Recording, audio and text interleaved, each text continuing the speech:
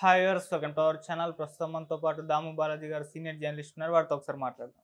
Sir నమస్కారం. నమస్తే. Sir, Pawan Kalyan గారు వర్సెస్ ప్రకాష్ రాజ్ గారు గత కొన్ని రోజుల నుంచి కూడా వీళ్ళిద్దరి మధ్య మాటల యుద్ధం నడవడం చూస్తున్నాం సార్. అంటే తిరుపతి లడ్డు వివాదంలో పవన్ కళ్యాణ్ గారు జగన్మోహన్ రెడ్డి గారి పైన తీవ్ర విమర్శలు చేస్తే, ఇదే ఇష్యూలో ప్రకాష్ రాజ్ గారేమో పవన్ కళ్యాణ్ గారి పైన విరుచుకుపడుతున్నారు.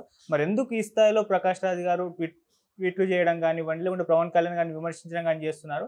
దీని వెనుక జగన్మోహన్ రెడ్డి గారు ఉన్నారని కథనాలు కూడా వినిపిస్తున్నాయి సార్. మరి మీరేం చెప్తారు సార్ వీళ్ళిద్దరి మధ్య వైరం గురించి?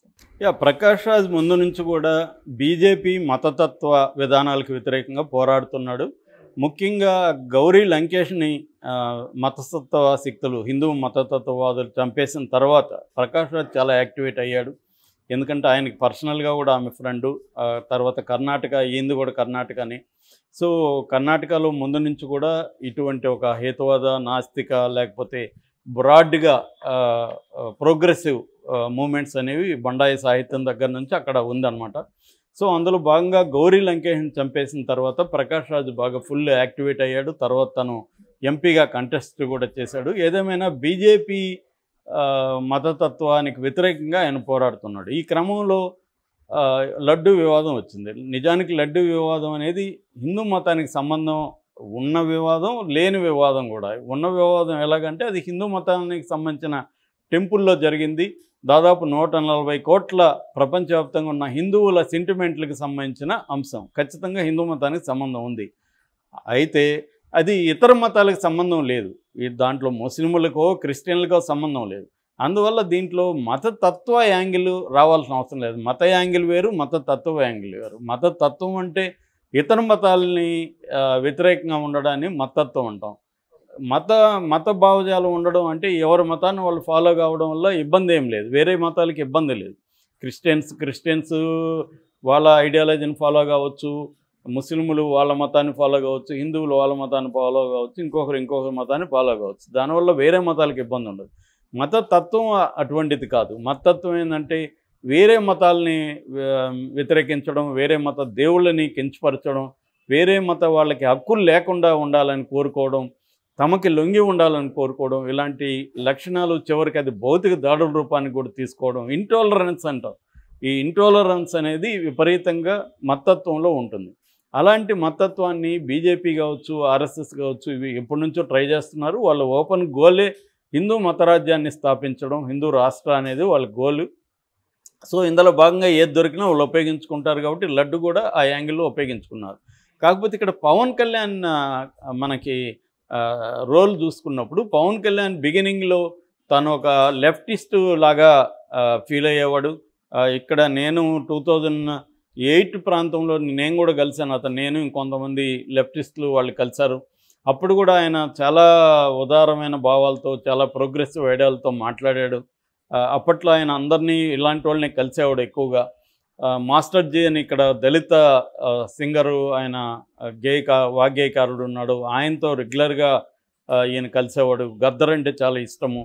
ఇలాగా ఉండేవాడు ఒక లెఫ్టిస్టు. అట్లాగే దళితుల తర్వాత ఆయన బీఎస్పీలో వాళ్ళతో కూడా కలవడం, మాయావతితో కూడా దళితులకి ప్రోగా ఉండడం, దళిత సంఘ నాయకులతో చాలామందితో కలవడం, ఇలాగా ఒక కమ్యూనిస్టు, ఒక మార్క్సిస్టు, లేకపోతే ఒక దళిత, ఈ యాంగిల్లో ఉన్న పవన్ కళ్యాణ్ మెల్లమెల్లగా అతను హిందూ మతవాదిలాగా మారిపోయి ఇతర మతాలను నిందించడం, హిందూ మతాన్ని గొప్పగా ఇచ్చేయడం, హిందూ మతం మీద ఎవడేం మాట్లాడినా వాడిని నేను సహించనని బెదిరించే స్థాయికి వెళ్ళాడు.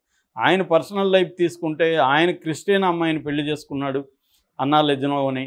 ఆ పిల్లలు కూడా క్రిస్టియన్స్ లాగే పెరుగుతున్నారు. ఆయనే స్వయంగా నేను బ్యాప్టిజం తీసుకున్నాను రష్యాలో, నాకు అన్ని మతాలు సమానం అని కూడా చెప్పాడు. పర్సనల్గా ఏమో ఆయన క్రిస్టియన్గా ఉండొచ్చు, క్రిస్టియన్ వైఫ్ని పెళ్లి చేసుకోవచ్చు. కానీ వేరే వాళ్ళు అంటే ఫర్ ఎగ్జాంపుల్ వైవి సుబ్బారెడ్డి కొడుకు చనిపోయి 11 రోజులకి అక్కడికి వెళ్ళాడు. ఇలాంటి మాటలన్నీ ఆయన మాట్లాడుతున్నాడు. ఈయన ఒక ట్రూ హిందువుగా ఎప్పుడు లేడు. ఇప్పుడు అవతారం ఎత్తాడు తప్ప ఇంతకుముందు ఎప్పుడు లేడు. వాళ్ళన్న చిరంజీవి కానీ, ఇంకొక అన్న నాగబాబు కానీ దేవుడు లేదని వాళ్ళు అంటున్నారు ఒక పక్క. సో అతను అసలు హిందువుగా ప్రాక్టీసే లేదు అతనికి. అతను సినిమాల్లో చూస్తే కూడా హిందూయిజాన్ని కించపరిచే విధంగా పాటల్లో వాటిలంతా కూడా ఇప్పుడు బయటికి తీస్తున్నారు. ఇది క్లియర్గా హిందూ మతాన్ని, ఈ లడ్డు వివాదాన్ని పవన్ కళ్యాణ్ హిందూ కలర్ ఇచ్చి వేరే మతాలను కించపరిచే విధంగా ఆ మతాల్లో జరిగితే వాళ్ళు ఒప్పుకుంటారా, ఇవన్నీ మాట్లాడడం మొదలుపెట్టేసరికి ప్రకాష్ రాజు నేచురల్గానే తను హిందూ మతత్వానికి వ్యతిరేకం, తను కూడా హిందూ మతానికి వ్యతిరేకం కాదు. ప్రకాష్ రాజు కూడా హిందూ మతస్థుల్ని అతను ఎప్పుడు ఏం మాట్లాడలేదు. హిందూ మతతత్వాన్ని మాత్రమే ప్రకాష్ రాజు వ్యతిరేకించాడు. ఆ యాంగిల్లోనే ప్రకాష్ రాజు కూడా ట్వీట్లు చేయడం మొదలుపెట్టాడు. ఫస్ట్ ట్వీట్ ఏం చేశాడు, ఎందుకు నువ్వు ఈ కలర్ ఇస్తున్నావు, ఆల్రెడీ మీ బీజేపీ వాళ్ళు, బీజేపీ అని పేరు వాడలేదు కానీ నీ మిత్రులు కేంద్రంలో దేశంలో అల్లకల్లోలాలు సృష్టిస్తున్నారు మతం పేరుతో, మళ్ళీ నువ్వు కూడా ఎందుకు దిగావు ఇది అనేది చెప్పాడు. నువ్వే కదా ఇప్పుడు డిప్యూటీ సీఎం, నువ్వు డిప్యూటీ సీఎంగా ఉన్నప్పుడు నువ్వు దాని మీద ఎంక్వైరీ చేసి అది నిజమైతే వాళ్ళ మీద చర్యలు తీసుకో, అంతేగాని నువ్వు ఈ డ్రామాలు ఏంటి అనేది ప్రశ్నించాడు. ప్రకాష్ రాజ్ ప్రశ్నించడంలో తప్పేమాత్రం లేదు. ఎందుకంటే చంద్రబాబు అయినా పవన్ కళ్యాణ్ అని చేయాల్సింది ఏంది, లడ్డులో కల్తీ జరిగింది, లడ్డుకు సంబంధించిన నెయ్యిలో కల్తీ జరిగింది, దాని మీద వీళ్ళు ఏం చేయాలి, దాని మీద ఎంక్వైరీ వేయాలి. ఒకవేళ దేశవ్యాప్తంగా ఇది ఇష్యూ కాబట్టి సిబిఐని రమ్మని అడగాలి, లేదు వీళ్ళే జడ్జి సుప్రీంకోర్టుకి లెటర్ రాసి మీరు దీని మీద ఒక జడ్జిని ఇవ్వండి అని అడగాలి.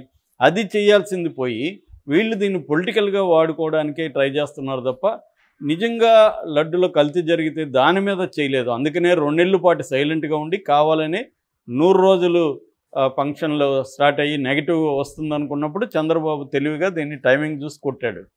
సో అట్లాగే పవన్ కళ్యాణ్ కూడా తను డిప్యూటీ సీఎం, తను దీన్ని ఎంక్వైరీ చేసి దాని మీద తేలినాక అప్పుడు మాట్లాడాలి, కానీ తేలకముందే దీన్ని రాజకీయం చేసేసి ఇష్టం వచ్చినట్టు మాట్లాడడం కరెక్ట్ కాదనేది ప్రకాష్ రాజ్ చెప్పాడు. అదే చాలామంది కూడా అదే చెప్తున్నారు, అందులో తప్పేం లేదు. రెండవది, ఇతను స్పందించి ఆ ప్రకాష్ రాజ్కి ఏం సంబంధం అంటే ఈ దేశంలో ఏ పౌరుడికైనా సంబంధం ఉంటుంది. దాంతో మళ్ళీ అతను చెప్పాడు, నా ట్వీట్ని నువ్వు ట్విస్ట్ చేసి మాట్లాడుతున్నావు, మిస్ఇంటర్ప్రెట్ చేసి మాట్లాడుతున్నావు, నీకు అర్థం కాకపోతే ఇంకొకసారి చదువుకో అని కూడా అన్నాడు. దాని తర్వాత కార్తీ ఇష్యూ, కార్తీ సత్యం సుందరం సినిమా ఫంక్షన్లో, ప్రీ రిలీజ్ ఫంక్షన్లో ఆమె లడ్డు కావాలా నాన్న అంటే అది ఎందుకంటే నవ్వుతున్న వాతావరణం, ఆమె కూడా సరదాగా లడ్డు కావాలన్నా అంటే ఇతను కూడా నవ్వుతూనే ఇది సరైనది కాదు, అది సెన్సిటివ్ ఇష్యూ అని మాట్లాడడానికి నిరాకరించాడు. నిజానికి చాలా బాగా రియాక్ట్ అయ్యాడు. అట్లాంటి అతను కూడా ఇతను చాలా తీవ్రంగా దీని మీద జోకులు వేస్తారా మేము ఎంత చూస్తూ ఉన్నట్టుగా మాట్లాడితే మళ్ళీ ఇమీడియట్గా పాపం అతను సారీ చెప్పాడు. దాని తర్వాత ఇతను కూడా పవన్ కళ్యాణ్ కూడా హుందాగానే తర్వాత స్పందించాడు, అతనికి శుభాకాంక్షలు చెప్పాడు. ఎందుకంటే ఇప్పుడు కార్తీక్ ప్రాబ్లం ఏంటంటే ఇప్పుడు ఈరోజు ఆ సినిమా రిలీజ్ అయింది కాబట్టి ఆ సినిమాకి ఏమైనా అడ్డంకులు వస్తాయో అని అతను భయం. కాబట్టి అతను ఇమీడియట్గా, మామూలుగా అయితే తమిళ వాళ్ళు అంత ఇమీడియట్గా సారీ చెప్పాల్సిన అవసరం లేదు. దాంతో తమిళనాడులో కూడా వ్యతిరేకత వచ్చింది. నాజర్ కూడా అందరికి లెటర్లు రాశాడు. ఒక తెలుగు హీరో ఒక తమిళ హీరోని చేయని తప్పుకి అతను బెదిరించడం ఏంటి, మనం సారీలు చెప్పడం ఏంటి అని ఒక యాంగిల్ అక్కడ వచ్చింది. ఎందుకంటే వాళ్ళకి తమిళియన్స్కి తమిళ్ నేషనలిజం అనేది చాలా స్ట్రాంగ్ ఫీలింగ్ ఉంటుంది, తమిళ్ లింగ్విస్టిక్ నేషనలిజం చాలా స్ట్రాంగ్గా ఉంటుంది వాళ్ళకి. సో దాంతో వాళ్ళల్లో కూడా వ్యతిరేకత వచ్చింది పవన్ కళ్యాణ్ మీద. ఇక ఆ యాంగిల్లో కూడా ఇతను మళ్ళీ ఒక ట్వీట్ చేశాడు, అదేంటంటే చేయని తప్పుకు సారీ చెప్పించుకునే ఈ కోరిక ఏంటో నాకు అర్థం, జస్ట్ ఆస్కింగ్ అని కూడా అన్నాడు. అది కూడా వాస్తవం. ప్రకాష్ రాజు చేసిన 2వ ట్వీట్లో కూడా ఎటువంటి మీన్నెస్ కానీ ఎటువంటి న్యాయంగానే అడిగాడు, కరెక్ట్గానే అడిగాడు. ఎందుకంటే కార్తీ తప్పు చేయలేదు, తప్పు చేయని వాడి దగ్గర ఇతను బెదిరించి సారీ చెప్పించుకోవడం ఇది ఎలాంటి నేచర్ అనేది ఎవరైనా అడుగుతారు. ఇక 3వది కొత్తగా మళ్ళీ చేశాడు, అదేంటంటే ఇతను మెట్లు గడగడం ఇవన్నీ చూసి ఒకప్పుడు గెలిచే ముందు ఒక అవతారం, గెలిచిన తర్వాత ఇంకో అవతారం, ఏమిటి అవాంతరం, ఎందుకు మనకి అయోమయం, ఏది నిజం, జస్ట్ ఆస్కింగ్ అని ఇంకొక ట్వీట్ చేశాడు. అంటే అది కూడా కరెక్టే. ఇప్పుడు ఒకప్పుడు పవన్ కళ్యాణ్ పట్ల బ్రాడ్గా చాలామందికి మంచి అభిప్రాయం ఉండేది, పవన్ కళ్యాణ్ అంటే ఇష్టం ఉండేది. ఎందుకంటే ఇతను లెఫ్ట్లో ఉంటాడు, ఇతను కొంత డిఫరెంట్గా ఉంటాడు, రెగ్యులర్ పొలిటీషియన్ కాదు, కొంత డిఫరెంట్ పాలిటిక్స్ని కొంత ఐడియలిజంని ఇతను జనాల్లోకి తీసుకెళ్తాడు అన్న అభిప్రాయం ఉండేది చాలామందికి. సో కానీ మొన్నటితో కొంచెమైనా ఉంటే అదంతా కూడా పటాపంచలైపోయింది. ఇతను భయంకరమైన హిందూ మతత్వవాదిలాగా అయిపోయాడు. ఒకప్పుడు చెగువెరాని పెట్టుకొని చెగువెరా నా ఆదర్శం అని చెప్పుకుంటున్న పవన్ కళ్యాణ్ ఇవాళ భయంకరమైన బీజేపీ వాళ్ళకంటే కూడా ఎక్కువ బీజేపీ వాళ్ళు కూడా చేయలేదు ఇతను చేస్తున్న పనులు. ఇప్పుడు ఇట్లాగా అయిపోయాడనేది ఆవేదన ఉంది, కోపం ఉంది అతని పట్ల, అవన్నీ బయటకు వచ్చాయి. అదే యాంగిల్లో ఇతను కూడా అడిగాడు, గెలిచే ముందు నీ అవతారం ఒకటి ఉంటే ఇప్పుడు నీ అవతారం ఇలా మారిపోయింది ఏంటి, ఈ మా అయోమయం ఏంటని. నేను చాలాసార్లు చాలా వీడియోల్లో చెప్పినా తనకు క్లారిటీ ఉంటుంది. ఎవరికి పవన్ కళ్యాణ్కి తనేంటో తెలుసు, తన గోల్ ఏంటో తెలుసు. కానీ ప్రజల్ని ఇతరులని అతను కన్ఫ్యూజ్ చేస్తూ ఉంటాడు. ఎప్పటికప్పుడు కన్ఫ్యూజ్ చేయడంలోనే అతను సక్సెస్ ఉంది. ఎందుకంటే అతను కన్ఫ్యూజ్ చేయడం ద్వారా ఎవరు కూడా తనని గట్టిగా వ్యతిరేకించే పరిస్థితి క్రియేట్ అవ్వదు. ఆ కన్ఫ్యూజ్ చేయడానికి అతను శేషేంద్ర ధర్మ కవితలను కోట్ చేస్తుంటాడు, గద్దర్ని ఇచ్చేస్తుంటాడు, లెఫ్ట్ అంటాడు, చెగువెర అంటాడు, మాయావతి అంటాడు, మళ్ళీ అవసరమైనప్పుడు బీజేపీ అంటాడు. అతనికి ఏ అవసరం వస్తే దాన్ని బట్టి మారే ఒక ఓసరవిల్లి టైపు తప్ప అతను ఇంకేమీ కాదు. చాలామంది ఏమనుకున్నారంటే భిన్నమైన రాజకీయ నాయకుడు అనుకున్నారు. అతను భిన్నమైంది ఏమి కాదు. అతను ముందు నుంచి కూడా నేను కూడా చెప్పాను ఇంతకుముందు కూడా, అతను చంద్రబాబుకి ఉపయోగపడేదానికే తన రాజకీయ పార్టీని కూడా స్థాపించినట్టుగానే మనకు అర్థం చేసుకోవాలి. చంద్రబాబుకు ఉపయోగపడమే ఇప్పటివరకు అతను చేస్తున్నాడు. తనకు కూడా తాను పెద్దగా ఉపయోగపడలేదు. ఇప్పుడు తన గోల్ అయితే ఉంది, మెల్లగా సీఎం కావాలనేది గోల్ ఉంది. ఆ వైపుగా అతను ప్రయాణం ఉంది. కాబట్టి అతను ఏదో కొత్తగా మత్తత్వ అయిపోయినాడనే వాళ్ళు ఆ భ్రమలు పోయినాయి, వాళ్ళకి భ్రమలు పోయినాయి తప్ప ఇతనేం కొత్తగా మారిందేం లేదు. ముందు నుంచి కూడా ఎప్పుడు కూడా అతను ఒక స్థిరమైన అభిప్రాయం ఎప్పుడు లేదు. ఆయన